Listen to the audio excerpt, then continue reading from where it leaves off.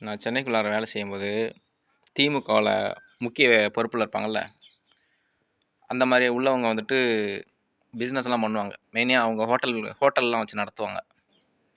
அவங்க கிட்ட நான் வேலை செய்வேன். அவங்க என்ன பண்ணுவாங்க, தமிழ்காரங்கள வேலைக்கு எடுக்க மாட்டாங்க. ஏன்னா, தமிழ்காரன் வந்துட்டு நல்லா உழைப்பான். ஆனா, ஏதாச்சும் ஒண்ணுனா கேள்வி கேட்பான். போனஸ் கேட்பான் வருஷம் ஆனுச்சுனாக்கா. ஆனா, ஹிந்திக்காரன் அத செய்ய மாட்டான். மாடு மாரி வேலை செய்வான். கம்மியான சம்பளத்துக்கு வேலை செய்வான். இவங்க என்ன பண்ணுவாங்க, ஹிந்திக்காரன தான் வேலைக்கு எடுப்பாங்க. என்ன வந்து போட்டு குடுக்க சொல்லுவாங்க. அவைங்க என்னென்ன பண்றாய்ங்க அப்படின்னு. நான் முடியாதுன்னு சொல்லிருவேன். இதனால பகச்சுக்கிருவேன். அந்த கட்சியில அந்த அந்த ஓனர்காரங்களெல்லாம் பகச்சுக்கிருவேன். நான் கட்சியில பெரிய ஆளு. எனக்கு 1000 இடம், 1000 வேலை.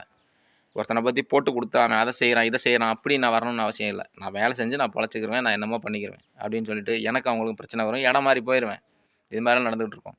இந்த மாரி நெறைய நடந்திருக்கு. கொஞ்சமாச்சும் மாறி இருப்பாங்கன்னு நெனச்சேன். மாறல இன்னும்.